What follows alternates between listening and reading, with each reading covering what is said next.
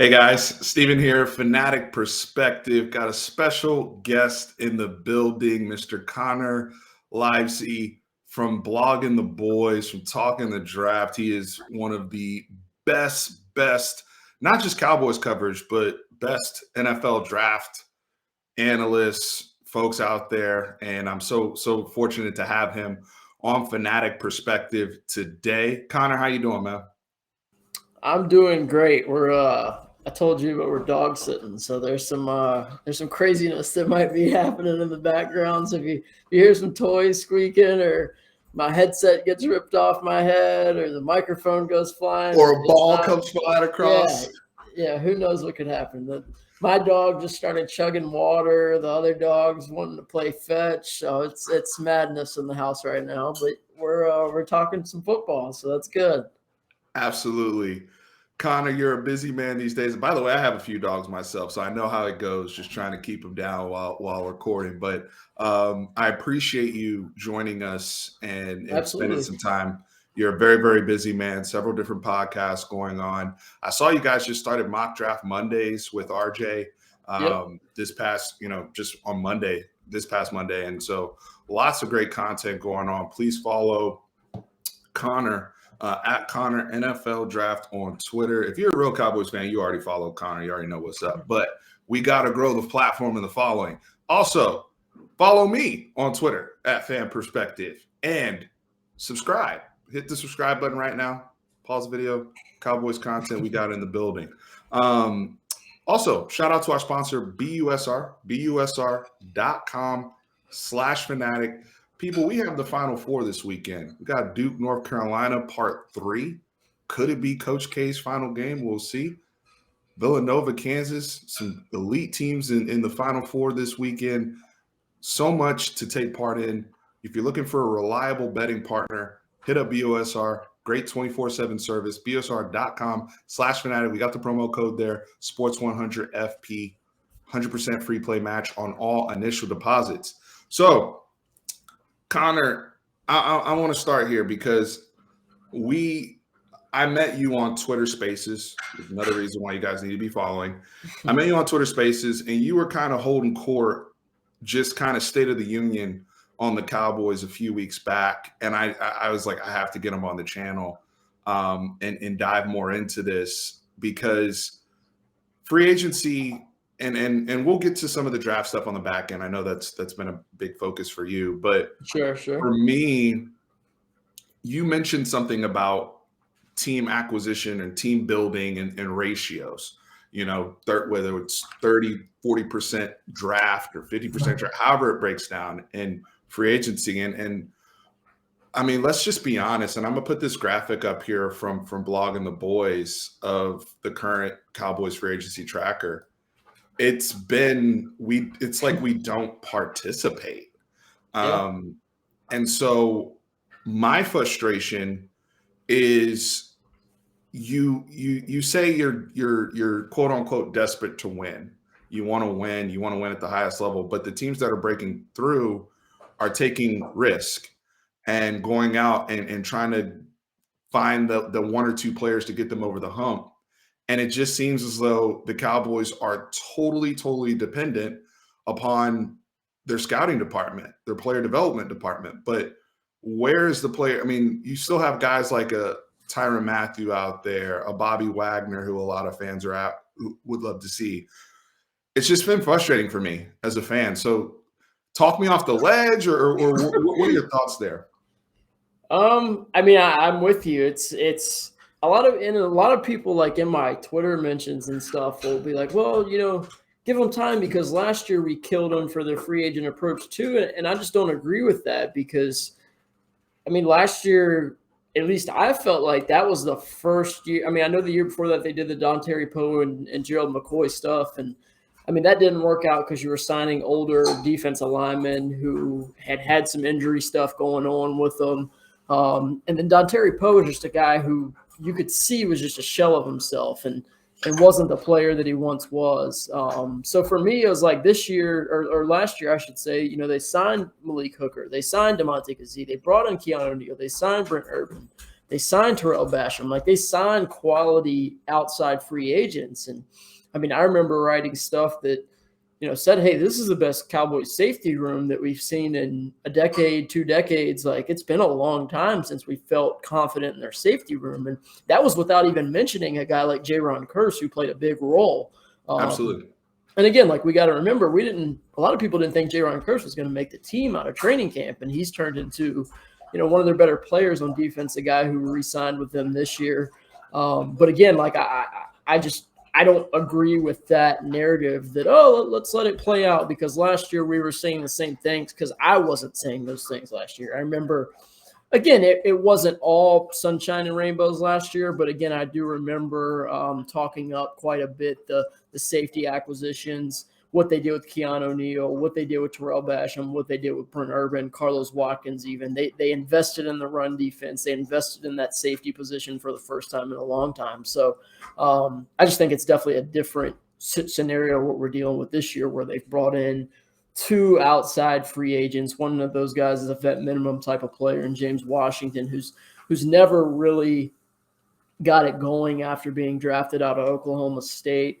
And again, some of that's not all his fault, but Dante Fowler was a former, highly touted draft pick, and it's just never really panned out for him either. So they brought in 2, role players on that as an outside free agent, James Washington, who will probably be your wide receiver 2 or 3 to start the season, depending on what they do in the draft. And then Dante Fowler, a guy who's a rotational edge rusher, a guy you don't really want playing a ton of snaps for you as a starter. So, I mean, again, the chart kind of shows you, man, you lost a starting wide receiver 1, a really good role player in Cedric Wilson, who I think is probably a better player than James Washington, a starting left guard, a starting defensive end, and a starting right tackle. And you replace those, 5 guys with a depth wide receiver and a depth defensive end. So there's just no arguing that your team's up better on paper heading into the draft. And that creates holes, right? Holes that you now have to fill. I mean, now we were under the assumption, and we can get into, the front office mentality with Mr. Stephen Jones and obviously his father, Jerry Jones, but they thought they had Randy Gregory re-signed. And I don't want to rehash all of that, but one of the issues they've had, and one of the things I've brought up with you, is the relationship that they've had with agents, how they've conducted business, whether it's, lower tier offers. We saw this play out a little bit with Jaron Kearse. Fortunately, they were able to get that done. And, that was somebody who I remember asking you, I'm like, dude, we got $26 million. What are we doing? Why aren't we getting that at least locked up? That was after the Randy Gregory snafu. But we just see this play out too often. And I feel like, I don't want to say bridges are burned or anything like that, but I feel like when you don't have those tight relationships, it's really hard to ask guys to take team-friendly-ish type deals, especially outside guys, if you are trying to, penny pinch, so to speak, when so many different guys complain about how their contracts are getting done and just how the money is allocated. And you brought up the safeties, which is interesting, because there's certain positions, and a lot of Cowboys fans know this, where they just won't invest in certain positions. It's funny, you and RJ were talking about Wyatt in the draft and some other guys in the first round, and we already know how they treat the defensive tackles. We know how they used to treat safety and some of the other positions where we're just like, man, if we just had this person. But do you see that aspect playing out with, I mean, the Bobby Wagner stuff, I think that sent people over the edge, where it kind of sounds like they're walking away from it. From what I've heard and what I've read, and please correct me if I'm wrong, it was probably in like the $11 million per year range. Is that something were you interested in that, or is it more big picture, holistic in terms of their approach for the Cowboys? I mean, would I have been interested in that? Honestly, I mean, I've kind of said it from the jump. Like when Bobby Wagner, got released, and there was rumors that the Cowboys were interested, the Dan Quinn connection. Like, I went and watched Bobby Wagner, and I think there's a false sense of reality of what Bobby Wagner is in 2022. I mean, again, he's still a good player, don't get me wrong, but people and Cowboys fans are very guilty of this. They see a player's name that they haven't really spent time watching. I mean, I'm sure you know this. I'm sure listeners know this, that Cowboys fans aren't known for diving into tape and watching football, you know, when their team's not playing. A lot of Cowboys fans they watch the Cowboys when they play, and that's really the gist of it. So, you know, I try to spend a lot of time watching these guys that they bring in or they're rumored of to see, hey, are they worth it or not? And, I mean, Bobby Wagner's a good player, don't get me wrong. Still a good player, 30, whatever, how old he is, 31, 32. But, man, like, when I saw the number 11 million come out the other day, I was like, I don't hate that. You know, I think you could spend $11 million on a better player, or hate to use the Stephen Jones approach, but you could spend probably $5 or $6 million on a linebacker and $5 or $6 million on, you know, a good, maybe Jarvis Landry comes and plays for you for $7 million, and you do something like that, you know, where you get two good players for that price of one. Which, again, like, that's what we keep hearing. I hate to get off topic, but we keep hearing Stephen Jones say, you know, hey, we didn't get Randy Gregory, but we're getting three good players for his price. And I'm just wondering where those three good players are. And again, like, they can't continue to use bringing back their own guys as additions. They're not additions. They're retained players. They don't make your team better from year 1 to year 2 or whatever, how long they've been there. Those are guys who were with you, unless they were hurt or whatever it is. They were with you the year before. So what you put out on the field the year before, more likely than not, is what they're going to bring you in that next year that they're on the team. So you can't tell me that, yeah, we didn't bring back Randy Gregory, but we brought in Dalton Schultz, J-Ron Curse, and whoever, you know. Right. Say you do throw Dante Fowler's name in there. I go, well, okay, you didn't bring those guys in. They were already here. You just retained them. That's why I think it's important you have a departure column, a retained column, and an addition column, because you can't call retained players additions to your team because they were already there. That's not an addition. That is a guy who you brought back. So for me, you know, if you're going to move on from Randy Gregory, cool. Let's go pay Zadarius Smith $11 million a year and then sign Dante Fowler. I can get down with that if you're saying, hey, we got two good players for the price of one. Sure, I can agree with that. But when you sign James Washington for the vet minimum and Dante Fowler for $3 million a year and you missed out on Randy Gregory, that math just doesn't add up. So, again, I see people's thought process where they're like, you know, listening to 105.3 The Fan today, I heard Gavin Dawson talking about this, where he was saying, hey, the Cowboys are going to go away from paying the star player $20 million a year and not feel like they're getting value. And instead, they're going to pay three players $7 million a year to get that $20 million value, but you get it with three good players. And I'm like, that idea is fantastic, but show me that's what they're doing. They're not doing that. Right. If that was the case, I feel like we wouldn't hear as much complaining, which is, I feel like what they did last year. They went out and spent, you know, they let go of a Xavier Woods type of player, and they spent the money that Xavier Woods made on J-Ron Curse, DeMonte Kazee, and Malik Hooker, and said, okay, a few of these guys are banged up, but we feel like we can get three players for the price of what Xavier Woods would cost us. And it worked out. But they're not really doing that this year with their – I mean, again, like, and the difference between this year and other years is you lost your best receiver, in my opinion. You could make the argument your best – you know, I mean, Micah Parsons was a freak last year, but your best defensive end, I guess you could say, because Tank Lawrence didn't play a ton last year.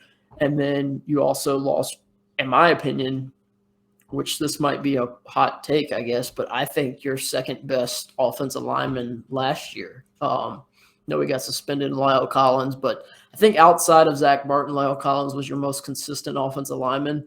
Tyron Smith had a up and down year. Tyler Biadasz still inconsistent. And then, you know, Connor Williams and Connor McGovern had a really, you know, hard time at left guard for the most part. So, I mean, I think you're losing 3 or 4 just really good players on your team, and you haven't done anything to replace them, and then you haven't added anything, as an addition factor yet either.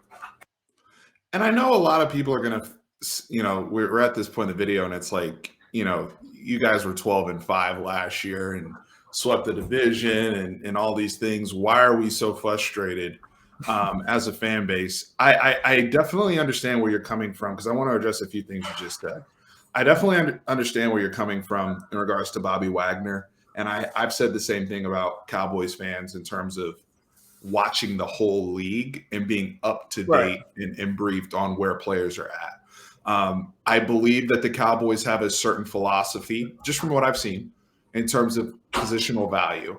And when you look at them drafting, and people are going to laugh at this, but like they drafted Jabril Cox last year, and you have Micah Parsons last year. You allocated, resources to the quote unquote inside linebacker position, or however you want to phrase it. But when you look at the re-signing of Leighton Vander Esch, that also tells me, okay, they're probably more so shifting back there. And then we know what, there's guys in the draft that they may like, that they could also use to supplement that position. So I understand not, hey, we're not going to load up per se at linebacker because we feel like there's a lot of guys that can give us what we feel like we need. And we weren't bad there last year. I thought at all 3 levels we have playmakers. I think where I'm frustrated and I can't get off of it is the edge position is one of in my opinion, the 3 most valuable positions in football. And so you can't let the Randy Gregory thing happen. I know I said I wasn't going to get on this, but I'm on it. You can't let somebody with that type of bend that you invested that type of time in, you can't let that guy walk out the door when Amari Cooper's going, when you let Cedric Wilson go, and you're not using that money to spend on anybody else. That's inexcusable to me. And I think that's inexcusable. We have to hold them to a certain standard, fellow Cowboys fans, because this team is at 12-5. And there's something else that you brought up on Twitter Spaces that I want to address in terms of their philosophy. They don't have the whole, say, go for broke approach, or we're going to go all in and win it all. A lot of people have been playing that Jalen Ramsey interview with Chad Ochocinco and Brandon Marshall. And I saw a clip. It's been running all over social media. I don't know if you've seen any of the clips today. But he said, 10 out of 10, I'm trying to win. Win now mode is the way to go. And that's attractive to anybody that's close. You see the Cleveland Browns going, trying to go for broke in some of these teams. My thing is, I don't even have a problem with Stephen Jones in particular saying, I want to be competitive year in, year out, and we need more at-bats. That goes into kind of my whole thing with the Cowboys of what I feel like they need to break through in terms of being year over year consistent in reaching the playoffs. But they haven't done that well. Right. They haven't been making them. That's my whole thing there is it's like you can tell me that's your approach, but your approach has been a failure. You don't make the playoffs. It's not like you're the Packers where you win the division and make the playoffs every year, and maybe you get to an NFC championship here and there, and it's only panned out once. Like if that was the case, we wouldn't be complaining. But you make the playoffs. I mean, you made it in 2016, you made it in 2018, and now you're 2021. So it's like, and then 2021. So you're 3, you're making playoffs half the time with your Dak Prescott, Ezekiel Elliott, Amari Cooper led teams. And it's like, that's betting 50% and making a playoffs in a weak division is not very good. And again, your division hasn't been good for a while. So, you had the one year where Philly, played really well throughout the year, lost their quarterback, won the Super Bowl. But I mean, the Giants have been a mess for a good chunk of the, Prescott era. The Commanders have been a mess for all of the Prescott era, and the Eagles have been up and down. But, I mean, again, even the year the Eagles won it, they did an all-in approach. Like, I think there's a blueprint on how to do this. And it's like, hey, when you get close, go get your Trey Hendrickson like you did with the Bengals. Go get your Jalen Ramsey when you do with the Ram, or your Odell Beckham Jr. or your Matt Stafford, whatever. Yeah, Von Miller, whatever it is. Like there's again, like the perfect examples. Like, hey, if you don't want to go all in, they should have traded for Melvin Ingram at the midway point last year when you knew you were going to win the division. You had pass rushers who were going to be coming back off of an injury, but you had you were relying on Micah Parsons, who was also playing a ton of linebacker, Randy Gregory, who had been banged up, and DeMarcus Lawrence, who had been banged up. People are, and again, it's not that I don't like the player, but people are now pretending that Dorrance Armstrong's the next coming of Von Miller, and I don't get it. Like, other than looking at his stats and comparing them to other players, I watch football. I watch tape. The guy's an okay player.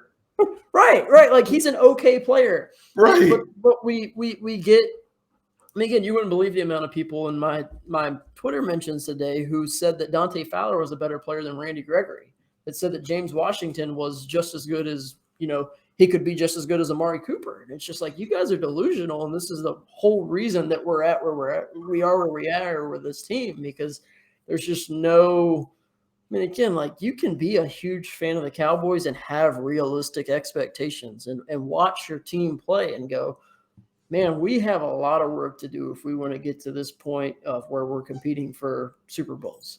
And saying that Dante Fowler is a better player than Randy Gregory when he has been cut and traded a fourth or fifth edge rusher for most of his career is just, I mean, it's laughable. And the same thing with James Washington, who, and again, like, he is what he is. He's a outside deep threat only guy who's not going to excel as a route runner. He's not going to give you a ton after the catch, and he's not going to create separation down the field or in the shorter intermediate portions of the field. So you're relying on a guy who pretty much wins one way with both Fowler and Washington. And I mean, again, like I said, I just feel like there's a blueprint there. And for some reason, I've come around to say that the Cowboys that they've seen the Patriots win so much, so consistently, that they want to do it that way.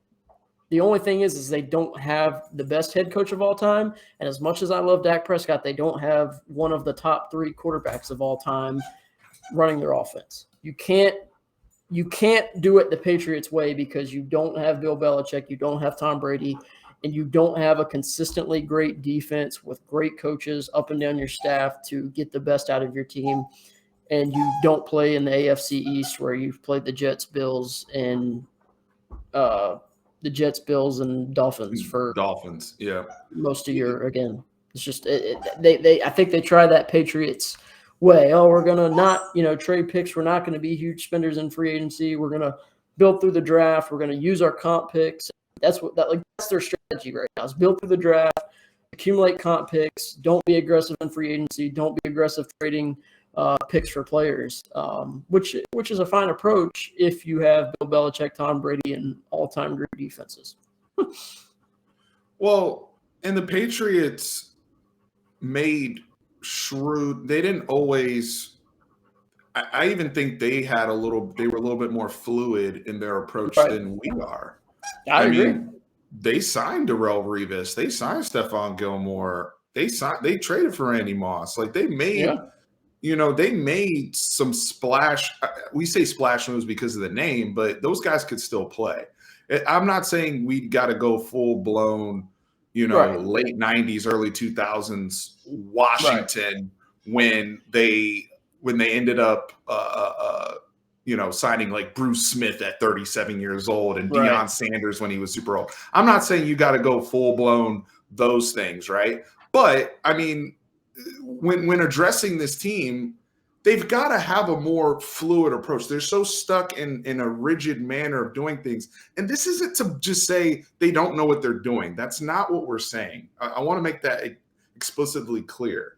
They are fantastic in the draft, and I want to pivot to the draft here in a second.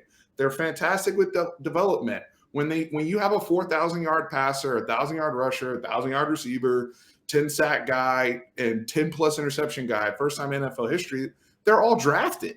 All those guys were drafted. So all we're saying is you guys are right there, and you don't want to finish the equation. And I think, honestly, it's ego-driven. I think they want to win their way with their people. The Bobby Wagner thing, for example, if you like, and I'm not saying I agree with your analysis on Bobby Wagner. He's not the player he was in 2015 or 2016. He's not that guy. However, whether it's Bobby Wagner, whether it's Von Miller, what's wrong with bringing in somebody that has some Super Bowl acumen into the locker room? That's actually won something. Why do we have to resort to either we got to build somebody back up or they have to be homegrown, so to speak, and this homegrown loyalty, that goes a certain way. Even guys like Amari Cooper, you think about Amari Cooper wasn't homegrown.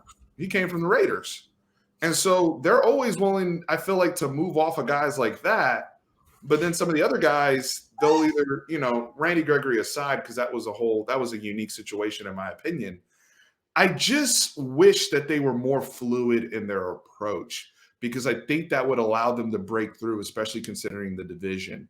No one's won this division back-to-back years since Donovan McNabb and Andy Reid. I was in high school, I think. Like, it's been a minute. Anyway. Yeah, and I mean, I agree with, like I said, like no one's asking them to go out and spend, the Jacksonville Jaguars like free, like no one is saying do that. It's just like you said, like, I mean, again, we saw their approach last year work to a certain degree, but what if they were just a little bit more aggressive? What if they, in addition to who they brought in last year, what if they did bring in a guy who was a little bit more impactful?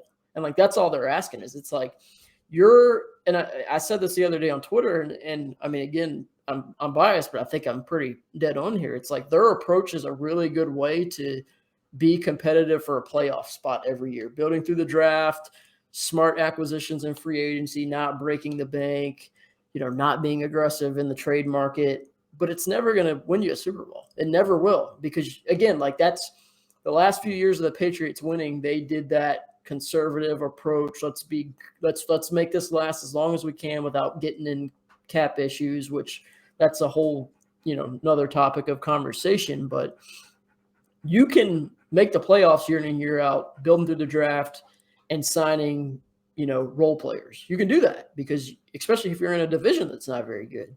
But when it comes to one and done games, you need the guys that make plays. Like you need the guys that you need the Arden, again, and that's a low budget. You need the Arden Keys. You need the big players. You need the Trey Hendricksons. You need those type of dudes. The 49ers traded for DeForest Buckner. Like those are guys that they go and get, and they make their team a whole lot better. I mean, for me, it's just, Eric Armstead, those type of guys, they're just, I don't know. They need to be more aggressive in adding those last few pieces to compete for more than just a playoff spot. They need to be more aggressive in adding pieces to go try to win a Super Bowl. It's, cue up this point in the video. I'm sure you get it in your mentions and your comments. I think what you said about Dak Prescott was accurate, right? It's not a top 3 quarterback. And we can, people can talk about where he falls in the quarterback, ladder. But if you watch football, he's, I don't think you can have him lower than even the bottom top 10, right? And so if we're talking about having and I believe he's the best quarterback, in the division. I don't understand this Carson Wentz nonsense, but that's, I think that's just to boost ratings on TV. But if we're being serious here, I get a guy who comes back, because you saw how the team fell apart when he was gone. He comes back, he goes 37-10, touchdown interception ratio, almost 5,000 yards. And that's with him still, battling some injuries and whatnot. I do feel as though, people only are kind of pointing into the back half of the season, that playoff game, and some of the struggles that he had. And I think it was, indicative of some of the team's offensive struggles that just really plagued them. But I still have one of the better. I mean, you look at these quarterbacks that have actually gotten to the Super Bowl out of the NFC in particular over the last 6 or 7 years. Jimmy G's been there. Matt Ryan's been there. Nick Foles has been there. I mean, that's one of the reasons why I don't get caught up. You have to put together, like you said, those difference makers that can help you edge out these playoff games, these one and done scenarios there's going to be games like there's playoff games where Dak played well and we lost, right? Yeah. And so it's like, you know, every you're gonna have playoff situations game where- up until San Francisco, he's played. I mean, he's got some of the top playoff performances in terms of quarterback rating, passer rating, you know, some of those advanced metrics in playoff history. And they lost the Green Bay game that, you know, he played out of his mind in, and they lost the Rams game, which he rated out really good in those advanced metrics in that game. And again, it's just you couldn't stop the run in one game. You couldn't create pressure on Aaron Rodgers in one game. You couldn't cover Jared Cook on third and however long on one game. So it's like that's why we try not to, you know, use the win-loss records to say, hey, this quarterback's good, this quarterback's not, because there's just so much involved in it. But like you were saying, I didn't mean to cut you off, but no, it's you know, your quarterback's good enough to have you make it to an NFC championship by far. I mean, we saw who played in that game last year. You know, it's if people who think Matt Stafford's a much better quarterback than Dak Prescott, they're living in a 3-game sample size of watching highlights, because you watch all of 2021 season, they're pretty much the same guy. And one played on, in my opinion, still a much better team than the other. You see Jimmy Garoppolo's consistently winning the playoffs. Why? Because his team around him is really good. He's not. He's proven that. But you put pieces around guys and you have smart coaching staffs that know how to, you know, get the best out of their players. You can, I mean, again, Dak Prescott can win you a Super Bowl. We see the guys who win Super Bowls. Matt Stafford was not considered a top 10 guy. Nope. You know, for a long time until they got around good coaching, good players, and they helped boost his play. So, and I felt strongly about Matthew Stafford. I mean, I feel that way about a lot of guys in the league. Like, I think Matt Ryan going to Indianapolis is a better situation for him. I think situations matter for quarterbacks. I think absolutely. You know, people completely dismiss Matt Ryan, and he goes to Indianapolis, and we'll see how that plays out. And I think you'll see an uptick from what you saw from Carson Wentz last year under the same type of coaching staff and some of the weapons, getting the hand off to a Jonathan Taylor. You know, the fact that I've been showing the Tony Pollard graphic up there, you know, he has 4 touches in a playoff game. We have no, you know, we started the season off with really a really nice, balanced, explosive run game, I felt like, and that just dies, right? And so coincides obviously with the offensive line and some of the things going on there, but also schematically with the coaching staff. And that's still a question mark with the Cowboys and with some of these people like a Sean Payton looming out there. You know, but that's been the tale of the Cowboys for the last 26 years. That's why I don't put it all on the quarterback per se, because we did the same thing, you know, several years ago with Tony Romo as well, where I felt like at times they had personnel to break through, but we didn't do enough to help 9. And now we're kind of going through the same thing here with 4 while he's in his prime.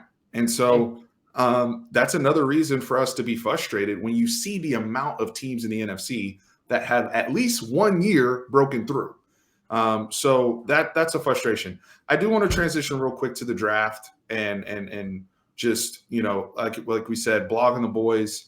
You guys are doing mock draft Mondays, so you guys go check that out. Mock draft Mondays, blogging the boys. They have the YouTube channel as well, so please go check that out. I'll put the link in the description below. 24, all these picks we got. I'm not going to go through the whole mock draft with you, but I did see that you in the most recent one. You picked Kenyon Green from Texas A&M. That's kind of been the guy I was honed in on before all of free agency started. Like I said, I watch more college football, and it's tough for me to even say I like Kenyon Green as a Texas Longhorn fan. I know people are going to come on here and be like, Steve, what are you doing? But it's funny how we switch up once the draft goes, you know, from college. But draft-wise, you know, certain guys that, you know, I think you interviewed Hassan Haskins recently, some other guys. Just who's out there that we're not, you know, really looking at or talking about? I mean, whether it's a certain position where there's some guys of intrigue or, you know, just some other guys you've gotten a chance to meet through this draft process. Yeah, I mean, I've been lucky this year. I've talked to, you know, a lot of quality guys. We started off with Trey McBride. We've talked to Brian Asamoah. That's a linebacker that you can probably get on day 2. You'd probably love him at 88. You'd like him there at 56 if they do look at linebackers there. We've talked to Boye Mafe, the Minnesota edge rusher, who I think is really intriguing. Probably a guy who I think's going to go in the first round now. He's kind of your David Ajabo 2.0, where it's like the pass rush traits are off the charts. He showed pass rush ability in Minnesota. Needs to continue to, develop as a run defender. I think both of those guys kind of get mislabeled as raw at times because you see a lot of the athletic, undersized guys always get labeled as raw. But when you turn on the tape, I think you see guys who win with speed. They can win off of that speed. They got length. They got size. They play with some juice. So those are some names. I'm talking to Nakobe Dean here coming up, so I'm really excited to talk with him. He's been a guy who I guess you can say has been a faller in this process for no real reason other than he hasn't tested, which kind of explains how poor we are at evaluating these things, because I don't know how a guy can get all of a sudden worse. He can go from a top 10 player to a bottom 32 player just because he hasn't ran or jumped throughout these last few months. So I'm really excited to talk to him as well. But like I said, I talked to Haskins today. That's a guy that he said he's had some conversations, multiple conversations with the Cowboys, this offseason. So it sounds like they might be hunting some of these running backs. I think they're hunting some of these tight ends too. At the time that I talked to McBride, he said he hadn't had much contact with them, but I know they do have some interest in your Jelani Woods and Cade Otton, so I'm sure they have interest in McBride. I think he's a guy who's probably going to end up going top 50 now, so don't think you'll get a chance at Trey McBride, but I think paying attention to your Cade Ottons, your Jelani Woods, Isaiah Likely out of Coastal Carolina is an intriguing player. And then obviously your offensive linemen. I mean, Kenyon Green, Zion Johnson, Tyler Linderbaum, those are probably your 3 round 1 targets. Round 2, you got guys like Kennard. You got guys like Parham out of Memphis. He's probably a 3rd round center. I mean, there's guys. I think your offensive linemen do drop off a bit after that first round. I think you could still find a guy in the 2nd round if you need one, but I mean, for me, I think I'd rather get that, that guy you feel really good about plugging and playing at left guard, on day 1 and then coming back in day 2 and hoping one of those receivers might fall to you. And that's kind of, we've talked to Jalen Tolbert. We've talked to Alec Pierce. We have some more of those guys coming up on the show in the coming weeks. So we've talked to some of these guys at receiver who should be available at 56, who might be an option for the Cowboys if they do go left guard in that first round. It's interesting with linemen, and I think this is why I'm leaning – my head's at where you're at in terms of the drop-off. And I think you see that traditionally with the draft with offensive linemen after that first, sometimes 2nd round, where there is a big dip versus other positions. I mean, the last 3 or 4 years with receiver has been insane. I think we're currently in the receiver renaissance, honestly, in football, with the amount of guys. I mean, look at the names you're talking about, with Christian Watson and Jalen Tolbert and some of these dudes.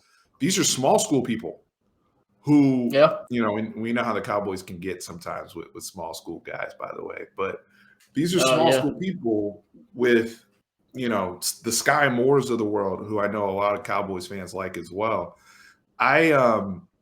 I think you go and grab yourself an offensive lineman. Now, I say that with the caveat of this.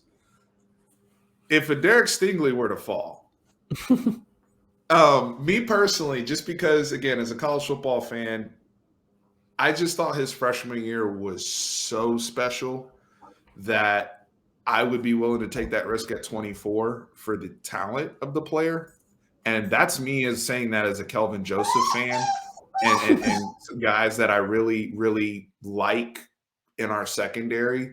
I think I don't even think our corner situation is a dire type need or anything like that. But I think if a player like that were to fall, I personally, in the 20s, I'm taking the risk, and being in the talent acquisition business, so to speak. That's just my personal take there. Nakobe Dean is interesting because we are talking about linebacker. I don't know where the Jabril Cox recovery is, and we know how they kind of feel about Leighton Vander Esch and guys like that. But I also want to keep Micah Parsons, and I'm going to pass it back to you, Connor. I want Micah Parsons to continue to be the wild card. I don't want to make him a straight up edge. I don't want to make him just my linebacker. I want to continue for him to play football the way he played football last year, where it's just matchup football. And so the people like Nakobe Dean are interesting.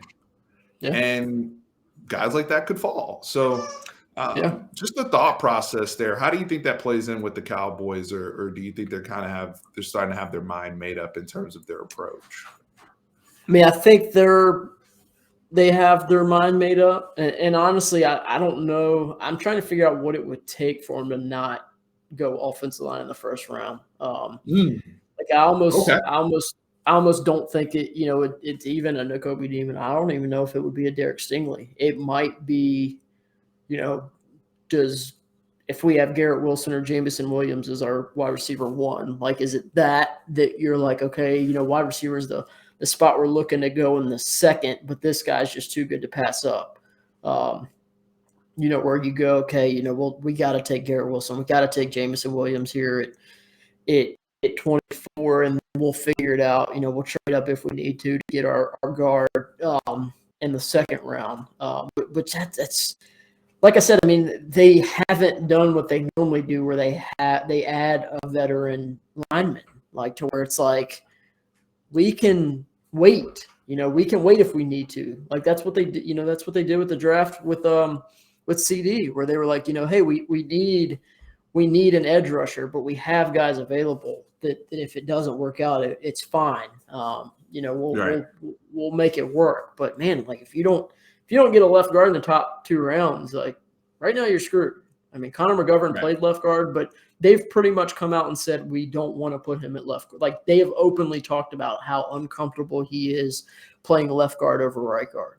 So at that point, you'd be looking at forcing a guy who has openly admitted he doesn't like playing over there more, or you'd be looking to play a guy that we don't really know anything about at left guard, or you'd be asking a 3rd round pick to slide in, which isn't something you see. No. So for me, it's like right now I'm just trying to figure out who that player is that could fall to him. I think maybe it's a Jameson Williams,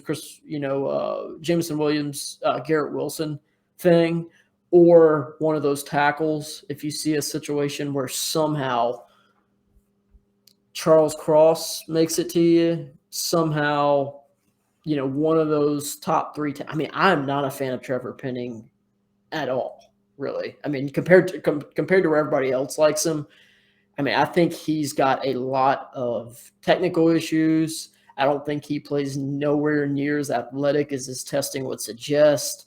His balance is bad. He plays with poor body control. So, I mean, he's a 2nd-round player for me, and a lot of that's based on projection because of the size and the way he tested of what he could be. But for me, I mean, Trevor Penning's not even the discussion at 24 at all. And, I mean, even at 56, it's kind of like, okay, I like this pick, but I wouldn't love it. So, for me, I think it's one of those receivers. I think if they're at the point where a CD Lamb 2.0 situation happens, they're like, we can't pass up on Jameson Williams. We can't pass up on Garrett Wilson. Maybe Chris Olave is in that discussion for him. I'm not sure. But I think that's like the one position. And maybe it would be a corner if like it's not going to happen, but Ahmad Gardner falls, or maybe I don't think they love Trent McDuffie because of the size and arm length, but I just think there's too many questions there. Like Stingley doesn't fit their arm length requirements that they normally like to look for.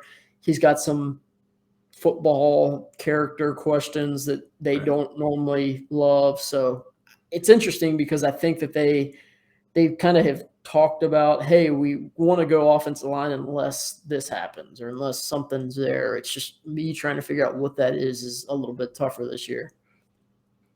I know BPA is a big thing in the first round, but I think as you start to scale down and you put it in the context of what the Cowboys need, I think it's hard to ignore that. And that's where I was again before free agency. That's where I was. It's just that they've opened themselves up with so many holes all of a sudden that weren't really there before. Like I wasn't thinking edge with, Johnson potentially dropping or somebody like that. I wasn't thinking edge at 24, but now that's, some of these things are in play.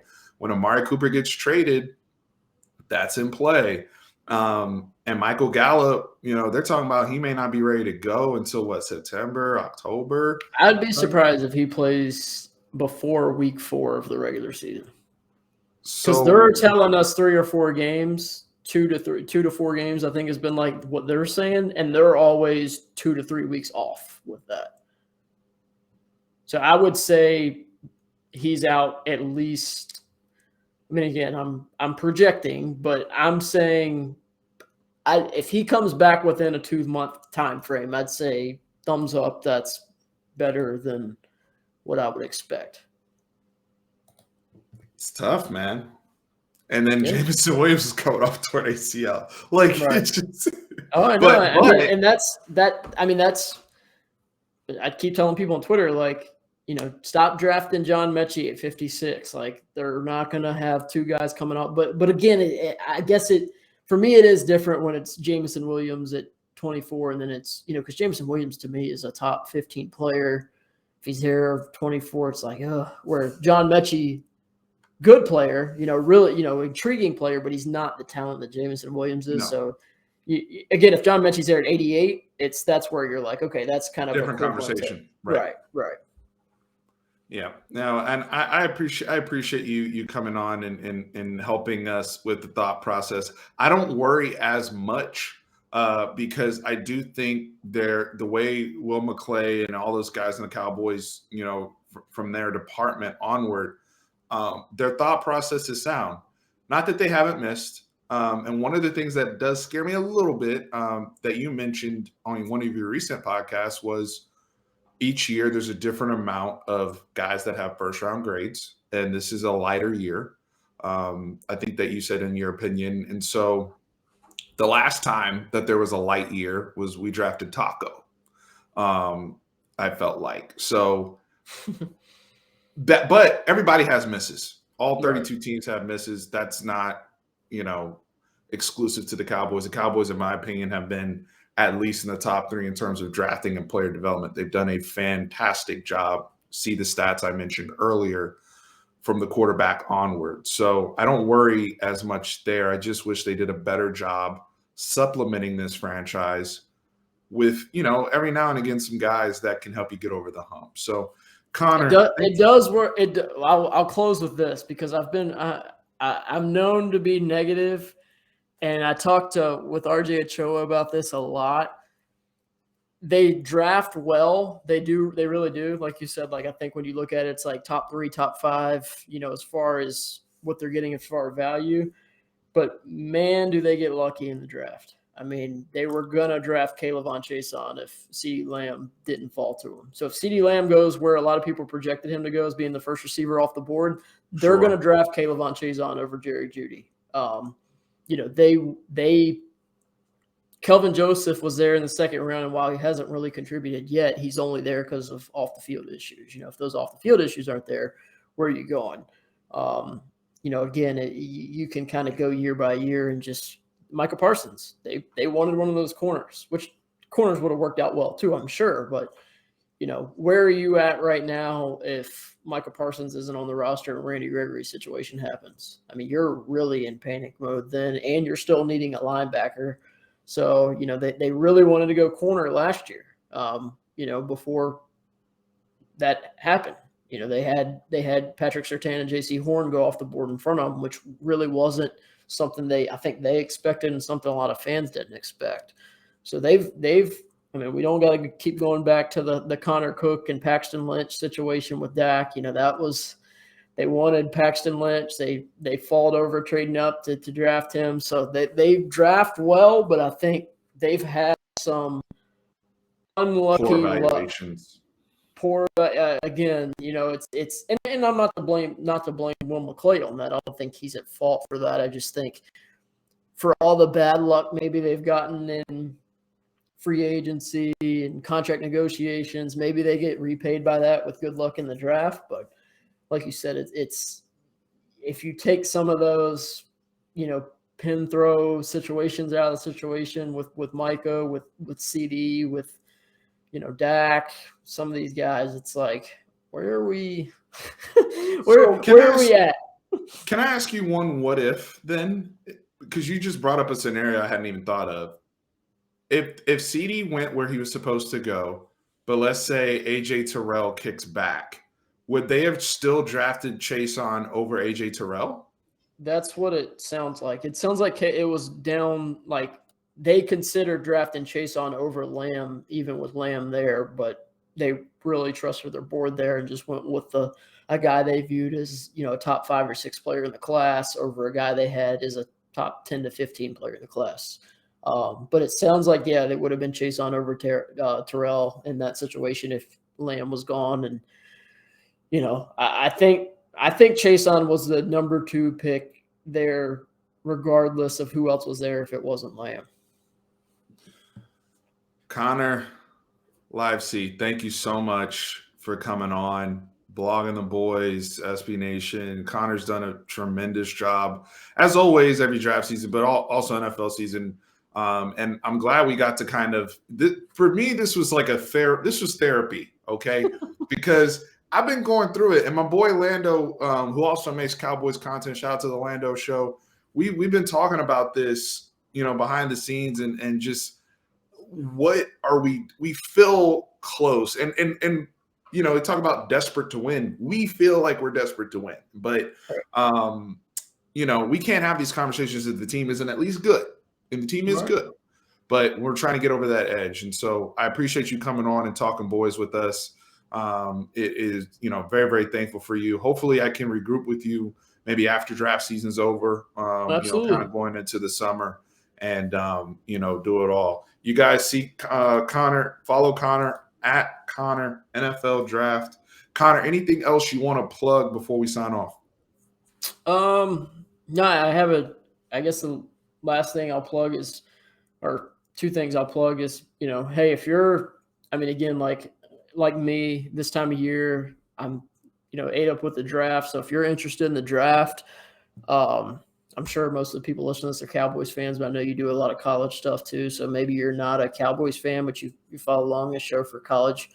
You have another NFL team. The Talking the Draft podcast we do on the Blogging the Boys podcast feed. You really don't have to be a Cowboys fan to listen to it, but if you are, we talk a lot of the prospects Cowboys will be interested in. We talk to a lot of the prospects the Cowboys should be interested in. So, if you're listening to the draft show on DallasCowboys.com and then you listen to maybe some of the athletic shows and you're looking for more draft content, I think we do a pretty good job of breaking some of those guys down and talking to some of those guys. You get to hear from them. We really do ask those guys a lot of questions that I think are valuable to understanding who they are as players and people. So check that out. And then I release a draft guide every year that should be done in about 2 weeks. So just follow me on Twitter and then I'll release the details on that coming up here soon. It's like I normally charge like $5 for it, but I spend probably 200 hours. 300 hours putting that thing together. So it's pretty much just like, let me pay my internet bill this month for all the internet usage I've done. But just Twitter and I'd appreciate the purchase of the draft guide and the subscribes on the podcast so I can continue to do that and talk, NFL draft and football. That'd be great. I'll have all of Connor's links below. Connor, please let us know when the draft guide drops. I will plug it on my channel and spread the word on your behalf because it's worth it and it's fantastic content. Like I said, all the Cowboys fans out there that are real ones, definitely have to follow you. It's a must follow. Thank you to BUSR, official sponsor, official sportsbook, official betting partner of Fanatic Perspective. Hit up busr.com/fanatic. Hit that promo code sports100FP, 100% free play match on all initial deposits. Final Four this weekend, Duke, North Carolina. I know a lot of you guys are going to want to bet that game. A lot of people are going to want to bet Nova in Kansas. Let's get after it. So thank you to BUSR, official sponsor, official sportsbook, official betting partner of Fanatic Perspective. All my Cowboys fans out there, NFL fans, Connor, thank you again. Everybody, take care. Peace.